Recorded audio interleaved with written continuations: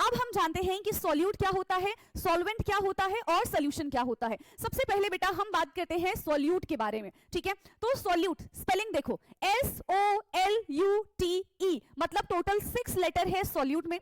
Solvent में total आपको 7 alphabets मिल जाएंगे। तो किसमें अल्फाबेट ज्यादा है? सॉल्वेंट में अल्फाबेट ज्यादा है। तो यानी कि आपको ये याद रखना है कि सॉल्वेंट वो होता है जो हमेशा लार्ज क्वांटिटी में प्रेजेंट होता है, एंड सॉल्यूट वो होता है जो हमेशा स्मॉलर क्वांटिटी में प्रेजेंट होता है। सबके लिए फेमिलियर है ना, आप सबने गुलाब जामुन भी खाया होगा, आप सबने ये रसगुल्ले भी खाए होंगे। चलो हमें रसगुल्ले और गुलाब जामुन की बात नहीं करनी है, ठीक है, वरना मुंह में पानी आ जाएगा। हमें किसके बारे में बात करनी है? इनकी चाशनी के बारे में बात करनी है, ठीक है। इसकी चाशनी देखो और इसकी चाशनी देखो। तो जो हमारे पास गुलाब जामुन है उसकी चाशनी ना बहुत ज्यादा थिक है, ठीक है, और इसकी चाशनी ना थिक नहीं होती है, ठीक है, पतली चाशनी होती है।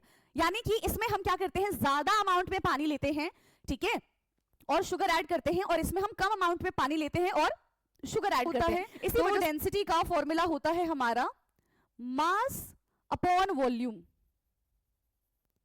ठीक है। डेंसिटी अगर मैंने एक ग्लास के अंदर या फिर वही एक मेजरिंग सिलेंडर के अंदर मैंने पानी भर दिया, ठीक है, अब पानी मुझे इसके अंदर कैसे दिखाई देगा? ये इस तरीके से दिखाई देगा कि मैंने पानी भर दिया, ठीक है। ये जो पार्ट होता है ना, this and this is called meniscus. क्या कहते हैं इसको? हम मेनिस्कस कहते हैं। One is lower meniscus and another one is upper meniscus, ठीक है। तो यहाँ पे क्या कह रहे हैं? Read the volume at the bottom of the meniscus for colourless liquid. अगर हम इसके अंदर कोई पानी वगैरह लेते हैं तो हमेशा हमें रीडिंग कहां से करनी होती है? यहां से। हम ये वाली रीडिंग नहीं करेंगे, हम ये वाली रीडिंग करेंगे for water, for colourless liquid. लेकिन वहीं अगर हमने इसमें कोई कलर्ड लिक्विड डाला होता तो हम अपर मेनिस्कस से उसकी रीडिंग लेते। ओके, समझ में आ रहा है? Hello class 8, welcome to Zenith Guru fundamental. मैं हूं निकी पंडित एंड आज हम कर रहे हैं the amazing world of solute, solvent and solution, ठीक है। तो आज के इस लेक्चर में हम पूरा इस चैप्टर को खत्म कर देंगे, यानी कि ये जो हमारा लेक्चर है ये है वन शॉट। कोशिश करेंगे कि हमारा जो लेक्चर है वो विद इन 30 से 40 मिनट में कंप्लीट हो जाए, क्योंकि इसको हम अंडर 30 मिनट सीरीज कर रहे हैं, है ना। तो ज्यादा लंबा इस लेक्चर को हम नहीं खींच सकते, लेकिन हर एक चीज को बिल्कुल डिटेल में पढ़ेंगे। देखो हमारी बुक में जो चैप्टर दे रखा है वो एक स्टोरी की फॉर्म में है ना, लेकिन यहाँ पे हम सिर्फ और सिर्फ कॉन्सेप्ट पढ़ेंगे। तो कॉन्सेप्ट आपकी एक भी मिस नहीं होंगे, है ना। डायरेक्टली हम यहाँ पे कॉन्सेप्ट पे आएंगे, ना कि स्टोरी पे आएंगे। Okay, and with in this lecture मैं आपको सॉल्यूट, सॉल्वेंट कैसे पहचानते हैं, क्योंकि बहुत बार ना ये मिस्टेक हो जाती है, हम आइडेंटिफाई नहीं कर पाते कि किस टाइप के सब्सटेंस को हम सॉल्यूट बोलेंगे, किसको हम सॉल्वेंट बोलते हैं। तो इसकी मैं एक छोटी सी ट्रिक बताऊंगी आपको, फिर आप कभी नहीं भूलेंगे। Okay, so let's start this lecture and I hope कि ऑडियो एंड वीडियो एकदम प्रॉपर होगा। ओके, बट चैप्टर को पढ़ने से पहले हमें यह पता होना चाहिए कि इस चैप्टर में आखिर हम क्या क्या पढ़ने वाले हैं, एंड इस चैप्टर को पढ़ने के बाद हमें किस किस टाइप के क्वेश्चन के आंसर मिल जाएंगे। सो सबसे पहले हम बात करते हैं इस चैप्टर के इंट्रोडक्शन के बारे में। So let's start with introduction, right. So देखो यहाँ पे अगर हम अपने डे टू डे लाइफ के बारे में बात करें, है ना, तो हम बहुत सारी चीजों को ना मिक्स करते रहते हैं। जैसे कि आप सुबह सो के उठे, ठीक है, उसके बाद सबसे पहली चीज आप क्या करते हो? पानी वानी पी लेते होंगे, है ना। फिर उसके बाद आपने अगर चाय पी, तो चाय क्या है? हाँ बताओ, चाय क्या है? चाय के अंदर क्या क्या चीजें प्रेजेंट होती है? चीनी है, ठीक है, मिल्क है, फिर टी लीफ है, अदरक है, तो ये सारी की सारी चीजें चाय के अंदर प्रेजेंट होती है ना। अब ये अपने ऊपर डिपेंड करता है कि हम उसमें कितनी अमाउंट में क्या क्या चीजें डालना पसंद करते हैं, यानी कि हमें कैसी चाय पीनी पसंद है, ये इंडिविजुअल टू इंडिविजुअल डिपेंड करता है, राइट। लेकिन the ultimate product will be T. वो क्या हो जाता है? वो चाय बनता है, ठीक है। तो यहाँ पे जो चाय है ना बेटा, वो है हमारा एक मिक्सचर। चाय क्या है? चाय है हमारा यहाँ पे मिक्सचर, जिसमें हमने बहुत सारे कंपोनेंट ऐड कर दिए, ठीक है, बहुत सारे हमने कंपोनेंट ऐड कर दिए। तो जब हम कंपोनेंट ऐड करते हैं ना, उसी में से कुछ कंपोनेंट्स को हम सॉल्यूट बोलेंगे एंड कुछ कंपोनेंट इसमें सॉल्वेंट कहलाएंगे, ठीक है। समझेंगे वन बाय वन। देखो जैसे कि शुगर और सॉल्ट इन वाटर, आप चीनी का पानी पीते हो या फिर आप नमक का पानी पीते हो, तो आप क्या करते हो? पानी के अंदर आपने चीनी डाल दिया, पानी के अंदर आपने नमक डाल दिया। अब क्वांटिटी वाइज जरा आप चेक करो, ठीक है। क्वांटिटी वाइज आपको क्या चेक करना है कि क्या चीज आपने लार्ज अमाउंट में ली है एंड क्या चीज आपने स्मॉल अमाउंट में ली। तो आप क्या बोलोगे कि हमने ज्यादा अमाउंट में पानी लिया है और कम अमाउंट में हमने शुगर या फिर सॉल्ट लिया। ठीक है, हम ORS के बारे में बात करें तो पानी में हम क्या करते हैं, वो ORS का जो पाउडर फॉर्म होता है उसको पानी में डाल के सोल्यूशन बना देते हैं। ठीक है, एयर जो है वो भी मिक्सचर ऑफ वेरियस गैसेस है। ठीक है, when sugar and salt dissolve completely in water every sip taste the same, right? जब आप पानी के अंदर शुगर या फिर सॉल्ट डालते हैं, उसको कंप्लीटली डिसॉल्व कर देते हैं, तो फर्स्ट जब आप उसको सिप करते हैं तो भी उसका टेस्ट सेम ही रहता है, जब लास्ट सिप आप करते हैं तो भी उसका टेस्ट जो है वो सेम ही रहता है। यानी कि ओवरऑल सॉल्यूशन का टेस्ट कैसा रहता है बेटा, सेम रहता है। क्यों? क्योंकि यहाँ पे सॉल्यूट यूनिफॉर्म तरीके से सॉल्वेंट के अंदर मिक्स हो गई है। ठीक है, आ रहा है समझ में? Now this happen because the mixture is uniform. ऐसा क्यों हो रहा है? क्योंकि हमने जो मिक्सचर बनाया है दैट इज यूनिफॉर्म। किस फॉर्म में है? एक हम ऐसा बोल सकते हैं कि there is no visible boundaries, पूरी तरीके से सॉल्यूट सॉल्वेंट के अंदर डिसॉल्व हो गया। And uniform mixtures are called solution.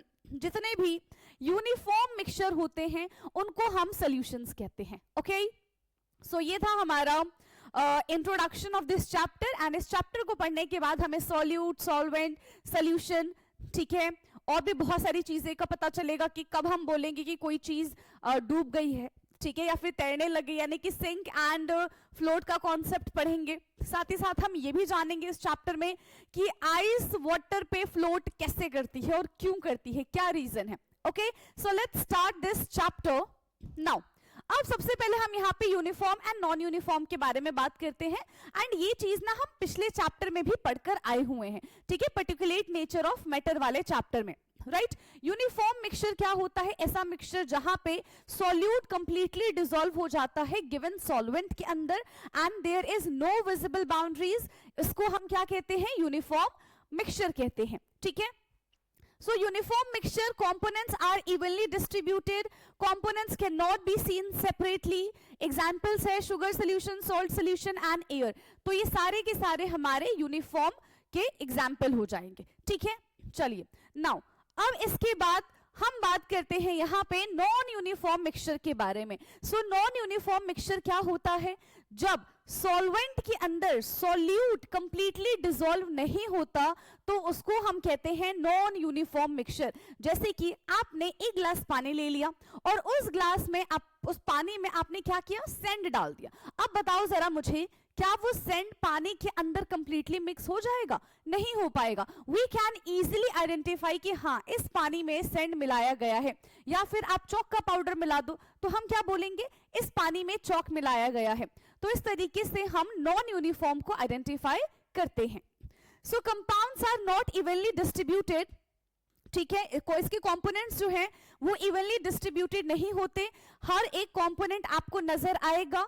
Example है sand plus water, chalk powder plus water, या फिर sawdust plus water. So these are the examples of non uniform mixture.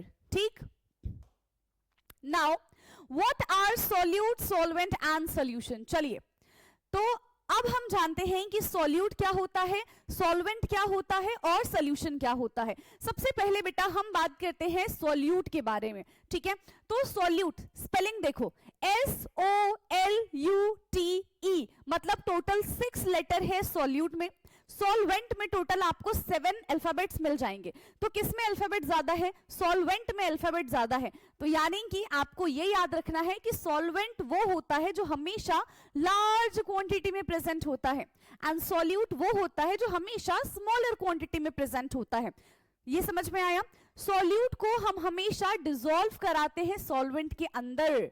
ठीक है, सॉल्यूट अपनी आइडेंटिटी को लूज कर देता है सॉल्वेंट में जाने के बाद, जबकि जो सॉल्वेंट होता है वो अपनी आइडेंटिटी को रिटेन रखता है, बचा के रखता है। जैसे कि पानी के अंदर आपने चीनी या फिर नमक डाल दिया तो आप क्या देखोगे कि कुछ टाइम के बाद चीनी और नमक दोनों के दोनों डिसॉल्व हो गए, पानी के अंदर चले गए, गायब हो गए, उनकी जो आइडेंटिटी है वो तो खत्म हो गई, लेकिन पानी ने अपनी आइडेंटिटी बचा के रखी। सो पानी यहाँ पे सॉल्वेंट हो जाएगा एंड जो शुगर है, जो सॉल्ट है, वो यहाँ पे क्या हो जाएगा? सॉल्यूट हो जाएगा। एंड जब सॉल्यूट प्लस सॉल्वेंट मिलते हैं तो ये मिलके बनाता है हमारा सॉल्यूशन। आई होप कि आपको सॉल्यूट, सॉल्वेंट एंड सॉल्यूशन समझ में आया होगा। सो देखो वही सारी चीजें हैं, ठीक है। A solution is uniform mixture when two or more substance को हम ऐड करेंगे तब जाके हमारा सोल्यूशन बनेगा। सोल्यूट क्या होता है?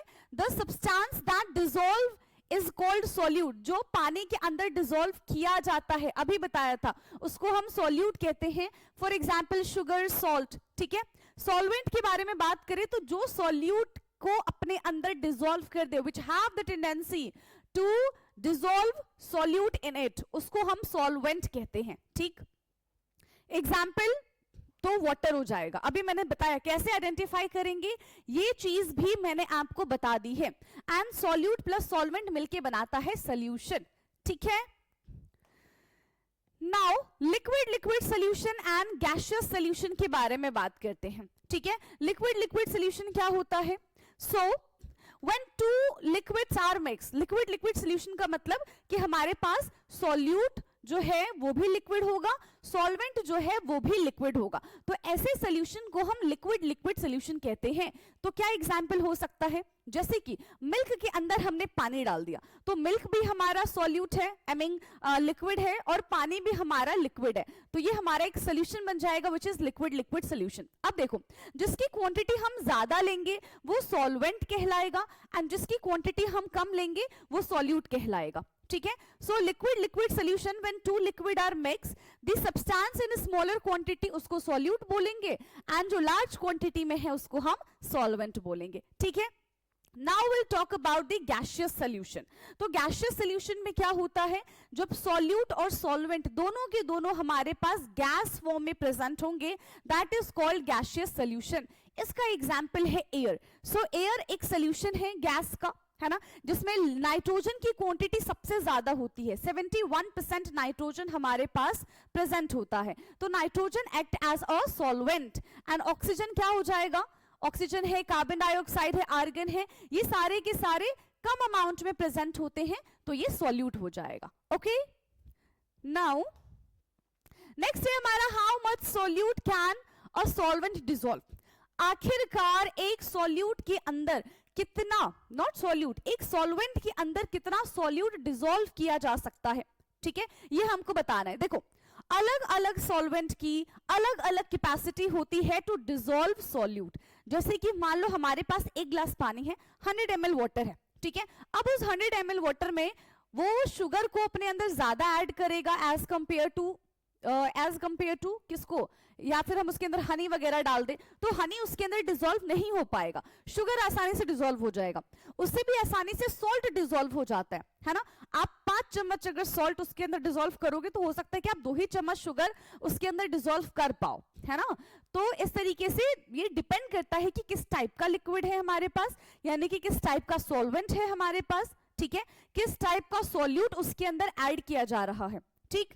सो सॉल्ट इन वाटर, तो देखो सॉल्ट तो हम बहुत ज्यादा अमाउंट में भी ऐड कर सकते हैं, लेकिन शुगर हम ज्यादा अमाउंट में ऐड नहीं कर पाएंगे, ठीक। इनिशियली सॉल्ट डिसॉल्व कंप्लीटली, भाई पहले तो 1 चम्मच हमने डाला, पूरा का पूरा सॉल्ट जो है वो सॉल्युबल हो जाएगा, पूरा का पूरा सॉल्ट जो है वो सॉल्वेंट के अंदर पूरी तरीके से डिसॉल्व हो जाएगा। After some time salt remain undissolved. अब क्या होगा, हम कुछ कुछ सॉल्ट डालते रहेंगे तो उसकी क्योंकि कैपेसिटी खत्म हो गई है तो वो और ज्यादा सॉल्यूट अपने अंदर डिसॉल्व नहीं कर पाएंगे। This shows that water has a limit for dissolving salt, यानी कि अब वाटर के पास भी अपनी कैपेसिटी है, ठीक है। दैट कैपेसिटी को हम क्या कहते हैं, बताइए जरा सा, उस कैपेसिटी को हम क्या कहते हैं? देखो वाटर की अपनी कैपेसिटी है टू डिसॉल्व सम सॉल्यूट, ठीक है।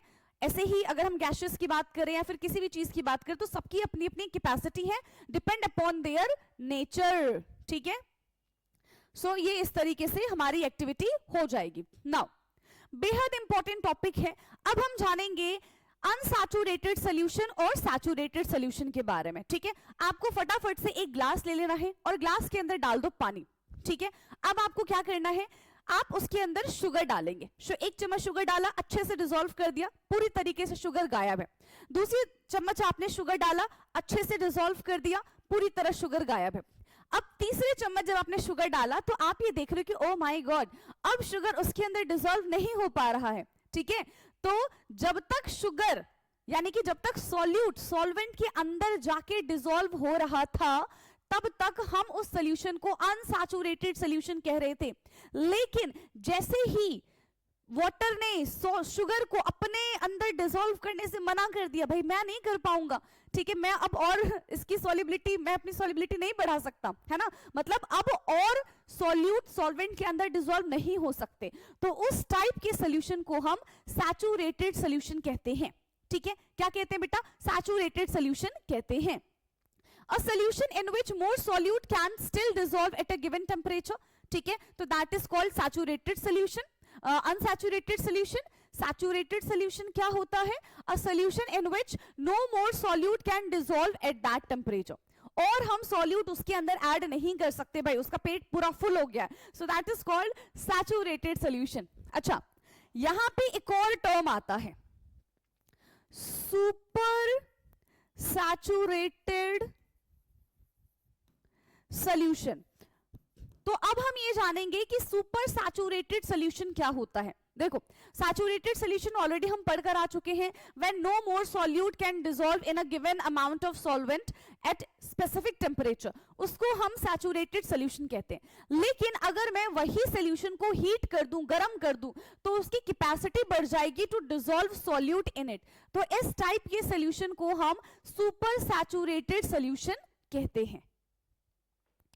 Now concentration of a solution. अच्छा, अब देखो पिक्चर में आपको क्या दिख रहा होगा, एक हमारे पास रसगुल्ले हैं एंड गुलाब जामुन है, बट आप सोचोगे कि ये तो टॉपिक से रिलेटेड ही नहीं है। यस, ये टॉपिक से रिलेटेड नहीं है, बट इसको यहाँ पे क्यों लगाया फिर मैंने? हाँ, इसको यहाँ पे क्यों लगाया? एक रीजन है, ठीक है, क्योंकि मुझे ना आपको डाइल्यूट और कॉन्सेंट्रेटेड का ना कॉन्सेप्ट समझाना है। ठीक है, देखो ये आप सबके लिए फेमिलियर है ना, आप सबने गुलाब जामुन भी खाया होगा, आप सबने ये रसगुल्ले भी खाए होंगे।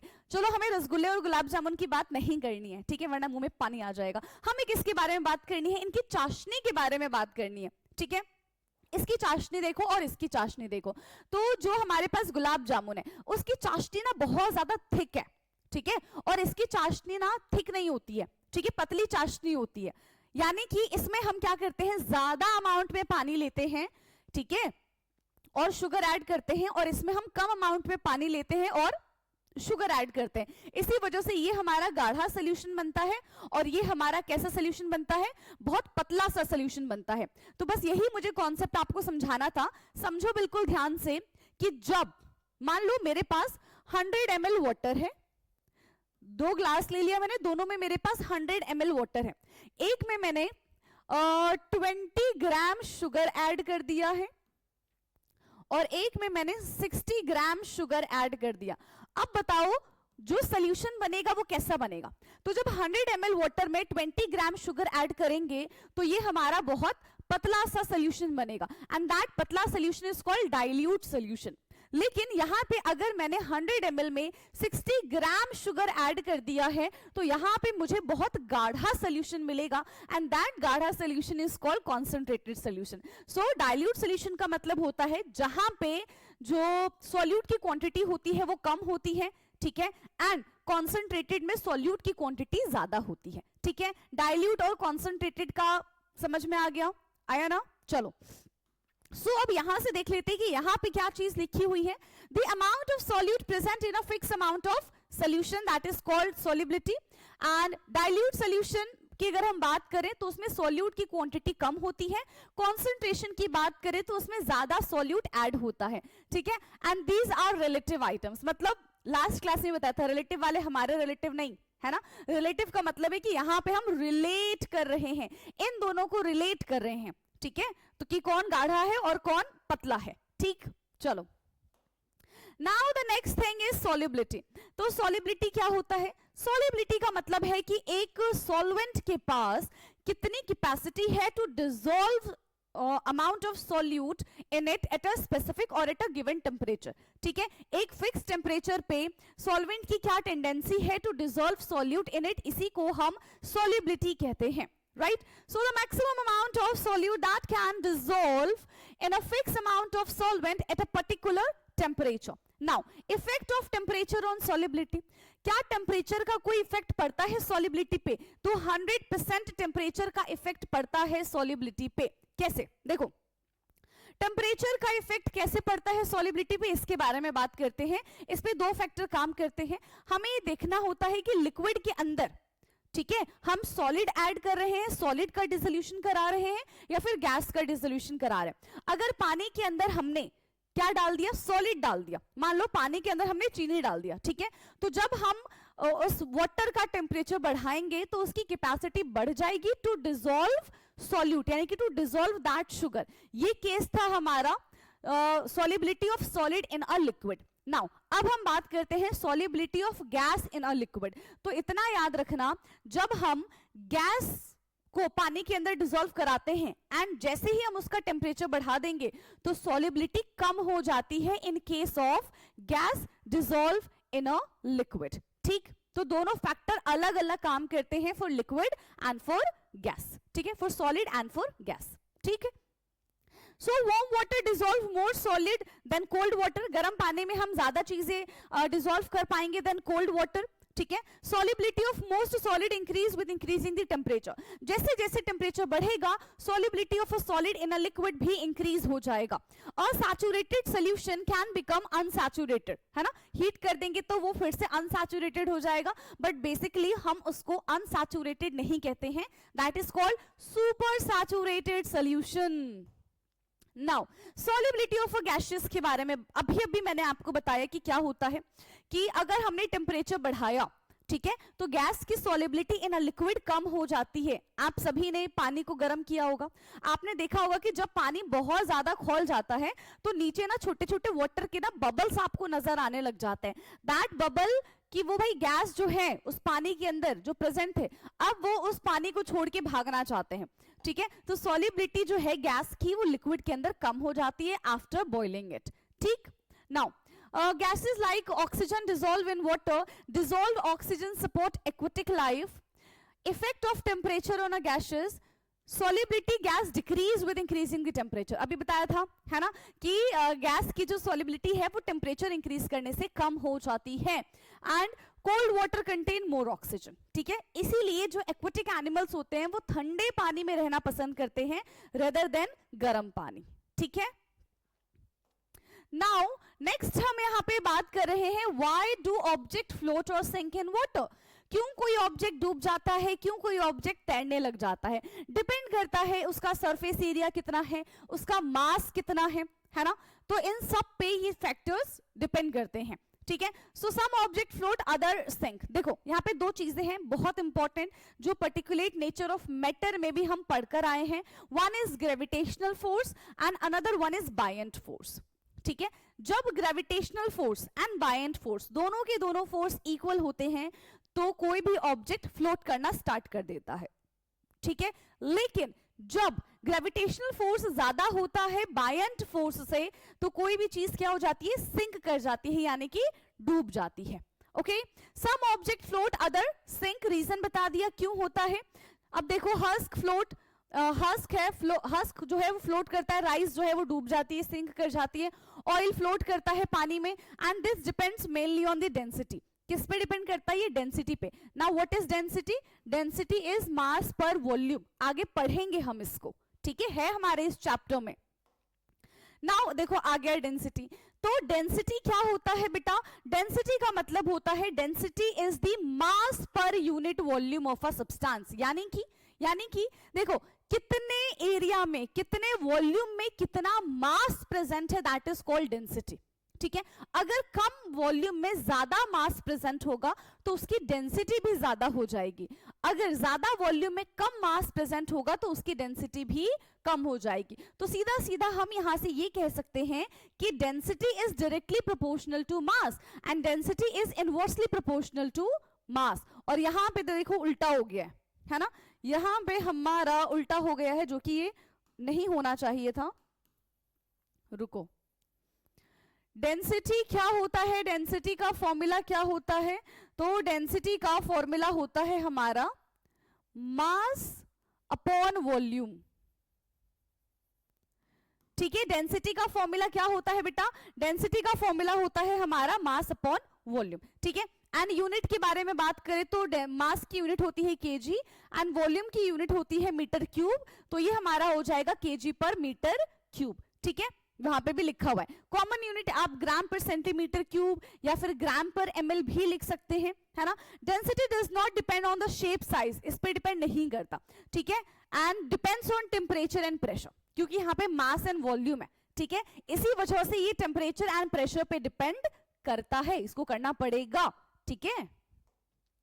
नाउ यहाँ पे क्या है, रिलेटिव डेंसिटी के बारे में बात करते हैं, यानी कि जब हम दो चीजों को रिलेट कर देते हैं, ठीक है, उस केस में डेंसिटी क्या होगी।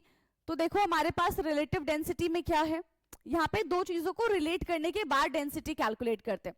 तो जो भी हमारे पास सब्सटेंस है उसकी डेंसिटी हमने वाटर के साथ रिलेट की, ठीक है, तो जिससे रिलेट करेंगे वो नीचे आ जाएगा, जिसको रिलेट करेंगे वो ऊपर आ जाएगा। एंड क्योंकि ये दोनों के दोनों डेंसिटीज हैं तो इनकी यूनिट एक दूसरे से कट जाएंगी and there is no unit, ठीक है। नाउ मेजरिंग मास, तो मास क्या होता है, एक बॉडी में कितना मैटर प्रेजेंट है, दैट इज कॉल्ड मास, ठीक है। हमारा मास कभी भी प्लेस टू प्लेस चेंज नहीं हो सकता, यस हमारा वेट चेंज हो सकता है, बट बेटा हमारा मास कभी भी चेंज नहीं हो सकता। क्या बताया अभी मैंने मास आपको, कि एक बॉडी के अंदर कितना मैटर प्रेजेंट है, that is called mass. And mass की अगर यूनिट के बारे में बात करें सो दैट इज किलोग्राम, ठीक है। वेट एंड मास दोनों के दोनों बहुत अलग चीजें हैं, okay. So measuring using a weighing balance, unit क्या होगी, या तो ग्राम है या तो किलोग्राम है। एंड देखो यहाँ पे भी आपको ये चीजें लिख के बताई गई है, mass is not equal to weight. Weight आपका वेरी कर सकता है place to place according to the gravity, but mass कभी भी वेरी नहीं कर सकता, मास कभी भी चेंज नहीं हो सकता है, ठीक है। Mass is the amount of water and amount of matter, and weight है कि कितना ग्रेविटी हम पे फोर्स लगा रही है, ठीक है, हम कितना फोर्स लगा रहे हैं अर्थ पे, दैट इज कॉल्ड वेट, ठीक। चलिए नाउ अब हम बात करते हैं मेजरिंग वॉल्यूम। सो वॉल्यूम क्या होता है, वॉल्यूम इज कैपेसिटी, ठीक है। वॉल्यूम क्या होता है, वॉल्यूम एक कैपेसिटी है। जैसे कि मैंने यहाँ पे एक खाली बोल ले लिया, ठीक है, ये दिख रहा है आपको, मैंने यहाँ पे एम्प्टी बॉल ले लिया, ठीक है, मैंने यहाँ पे क्या ले लिया बेटा, एम्प्टी बॉल ले लिया।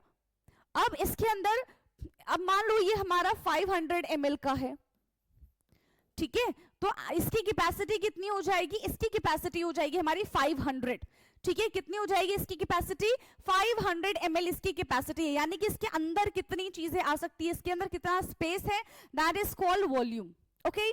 सो liquid measure using a measuring cylinder, अगर लिक्विड की बात करें, ठीक है, तो हम किससे मेजर करते हैं, मेजरिंग सिलेंडर से हम लिक्विड को मेजर करते हैं बेटा। आपको यहाँ पे इस तरीके से मेजरिंग सिलेंडर दिख जाएगा और आप आइडेंटिफाई कर पाओगे, जैसे कि ये हमारा 5 ml का मेजरिंग सिलेंडर है, तो इससे आप लिक्विड को मेजर कर सकते हो। तो ये मान लो 5 ml का है, तो इसकी कैपेसिटी कितनी हो जाएगी, इसकी वॉल्यूम कितनी हो जाएगी, that is 5 ml, okay. Now read the volume at the bottom of the meniscus colourless liquid. देखो मिनिस्कस क्या होता है, इसके बारे में जरा बात करते हैं। तो अगर मैंने एक ग्लास के अंदर या फिर वही एक मेजरिंग सिलेंडर के अंदर मैंने पानी भर दिया, ठीक है, अब पानी मुझे इसके अंदर कैसे दिखाई देगा, ये इस तरीके से दिखाई देगा कि मैंने पानी भर दिया, ठीक है। ये जो पार्ट होता है ना, this and this is called meniscus. क्या कहते हैं इसको, हम मिनिस्कस कहते हैं। One is lower meniscus and another one is upper meniscus, ठीक है। तो यहाँ पे क्या कह रहे हैं, read the volume at the bottom of the meniscus for colourless liquid. अगर हम इसके अंदर कोई पानी वगैरह लेते हैं तो हमेशा हमें रीडिंग कहां से करनी होती है, यहां से। हम ये वाली रीडिंग नहीं करेंगे, हम ये वाली रीडिंग करेंगे for water, for colourless liquid. लेकिन वहीं अगर हमने इसमें कोई कलर्ड लिक्विड डाला होता तो हम अपर मिनिस्कस से उसकी रीडिंग लेते, ओके। समझ में आ रहा है। नाउ इसके बाद ये क्या है, ओके, सॉलिड, रेगुलर सॉलिड, ठीक है। हम नॉर्मल सॉलिड का वॉल्यूम कैसे निकालते हैं बेटा, जैसे कि क्यूब है, क्यूबॉइड है, आप इसका वॉल्यूम कैसे निकालोगे, सो इसका वॉल्यूम हम निकालते हैं length into breadth into height, ऐसे ही निकलता है किसी भी सॉलिड का वॉल्यूम, ठीक है, राइट। एंड दूसरा क्या है, वाटर डिस्प्लेसमेंट मेथड। देखो वाटर डिस्प्लेसमेंट मेथड क्या होता है कि इसमें हमने आर्किमेड्स प्रिंसिपल पढ़ा था ना पिछली क्लास में, कि आपके पास अगर एक टब है, मान लो पूरा भर दिया आपने, उसके अंदर आप जितना भारी पानी डालते हो, जितना भारी आप उसके अंदर ऑब्जेक्ट डालते हो, उतना ही पानी बाहर आ जाता है ना, तो उससे भी आप वॉल्यूम कैलकुलेट कर सकते हो, ठीक है। नाउ नेक्स्ट हम बात करते हैं कि effect of temperature on density. अभी थोड़ी देर पहले हमने देखा कि डेंसिटी का फर्क पड़ता है टेम्परेचर पे, है ना, डेंसिटी एंड प्रेशर दोनों का फर्क पड़ता है टेम्परेचर पे। तो कैसे इफेक्ट करता है टेम्परेचर डेंसिटी को, इसके बारे में बात करते हैं। So on heating volume increase, जैसे ही हम हीट करेंगे तो क्योंकि वॉल्यूम है यहाँ पे, वॉल्यूम इंक्रीज हो जाएगा। अब देखो density is equal to mass per volume. अगर वॉल्यूम हमारा इंक्रीज हो जाता है तो डेंसिटी को डिक्रीज होना पड़ेगा, ठीक है। अगर वही हमारा टेम्परेचर कम है ना, अगर हमारा टेम्परेचर कम है तो इसकी डेंसिटी इंक्रीज हो जाएगी। क्यों? क्योंकि वॉल्यूम डिक्रीज हो जाएगा, है ना। तो वॉल्यूम की वजह से डेंसिटी में किस तरीके के चेंजेस आते हैं? यस, वॉल्यूम बढ़ा डेंसिटी कम, है ना, डेंसिटी बढ़ा वॉल्यूम कम, यानी कि इनवर्सली प्रोपोर्शनल है, ठीक है। Hot air rises because it less dense, तो वो फैल जाते हैं, ठीक है। गर्म हवा जो है वो क्या करते हैं? फैल जाते हैं। ओके, पता चल गया किस तरीके से टेम्परेचर डेंसिटी को इफेक्ट करता है। Now the next thing is effect of pressure on density. अब देखो डेंसिटी का प्रेशर पे क्या इफेक्ट पड़ेगा, तो वॉल्यूम पे ही, ऑफ कोर्स वॉल्यूम से ही रिलेटेड यहाँ पे भी होगा। सो density increase with increasing pressure. कैसे कैसे सोचो, डेंसिटी कैसे इंक्रीज हो जाएगी प्रेशर इंक्रीज करने से? मान लो ये एक रूम है, बड़ा सा रूम है इधर, ठीक है, इसमें पहले 10 लोग थे, है ना, हमने प्रेशर लगा लगा के और लोग इसके अंदर भर दिए, हमने 50 लोग भर दिए, पहले 10 लोग थे यहाँ पे, अब 50 लोग हो गए। उतना ही एरिया है हमारे पास, वॉल्यूम हमने चेंज नहीं किया, ठीक है, उतना ही एरिया है। पहले 10 लोग थे यहाँ पे, अब 50 लोग हो गए। तो हमने क्या किया? प्रेशर लगा लगा के इसमें लोग हम ठूसते गए, 10 से हमने 50 कर दिए, तो मास बढ़ जाता है। मास बढ़ गया तो डेंसिटी तो अपने आप बढ़ जाएगी, क्योंकि density is directly proportional to mass ना। अगर मास बढ़ता है तो डेंसिटी अपने आप बढ़ जाती है, ठीक है। सो लिक्विड स्लाइट इफेक्ट, है ना, और सॉलिड में तो कोई ऐसा इफेक्ट नहीं होगा। बट अभी जो मैंने कॉन्सेप्ट आपको समझाया, आई होप कि आपको वो वाला कॉन्सेप्ट समझ में आया होगा, ठीक है। Now, why does ice float on water? आखिरकार देखो आइस जो है वो वाटर पे क्यों फ्लोट करता है? क्यों फ्लोट करता है? क्योंकि ice is less dense then water. Ice की जो डेंसिटी होती है वो कम होती है वाटर के कंपैरिजन में। बट ऐसा कैसे हो गया? हाँ, ऐसा कैसे हो गया? देखो आप कभी भी ना आइस को देखो, बिल्कुल गौर से देखो, है ना, आपको उसमें छोटे छोटे छोटे छोटे से पोर्स नजर आएंगे। तो उन कैविटी की वजह से, छोटे छोटे पोर्स की वजह से आइस जो होता है वो अपने अंदर एयर ट्रैप कर लेता है and it become light weight. और अगर वो लाइट वेट बन गया, उसकी डेंसिटी कम हो गई, तो it can easily float on water. इसीलिए वजह से आइस जो है वो वाटर पे फ्लोट कर पाता है। Okay, so ice is less dense then water and water has maximum density at 4 degree. सबसे ज्यादा डेंसिटी वाटर की 4 डिग्री पे होती है। कभी नहीं भूलना है, यहां से क्वेश्चन कॉम्पिटिटिव एग्जाम में भी आता है, ठीक है। Ice float and protect aquatic life below, ठीक है। ओके, नाउ अब यहाँ पे हम कुछ की डिफरेंसेस पढ़ेंगे एंड देन हमारा चैप्टर हो जाएगा फिनिश। सो देखो सॉल्यूट के बारे में हमने बात की थी, ऐसे सब्सटेंस जो डिसॉल्व होता है। सॉल्वेंट क्या होता है? सब्सटेंस दैट डिसॉल्व सॉल्यूट, जो सॉल्यूट को अपने अंदर डिसॉल्व कर लेता है, that is called solvent. Solution क्या होता है? Uniform mixture. सैचुरेटेड क्या होता है? That can not dissolve more solute, मतलब अब उसके अंदर और सॉल्यूट ऐड नहीं हो पाएगा, that is called saturated. Unsaturated क्या होता है? कैन डिसॉल्व मोर सॉल्यूट, मतलब जिसके अंदर अभी और टेंडेंसी है टू डिसॉल्व सॉल्यूट, ठीक। Density, mass per volume is called density. Now one liner बच गया, उसको फिनिश करते हैं जल्दी जल्दी। सो वन लाइनर की अगर हम बात करें, एग्जाम रेडी डेफिनेशंस के बारे में बात करते हैं, तो सॉल्यूशन बताया। सॉल्यूशन एक होमोजीनियस मिक्सचर है, जब दो या फिर दो से ज्यादा सब्सटेंस आपस में ऐड होते हैं, सो दे फॉर्म सॉल्यूशन, ठीक है। सॉल्युबिलिटी क्या होता है? Maximum solute dissolve at given temperature. एक स्पेसिफिक टेम्परेचर पे, गिवन टेम्परेचर पे लिक्विड के अंदर कितना सॉल्यूट ऐड किया जा सकता है, that is called solubility. And density is mass per unit volume, अभी बताया।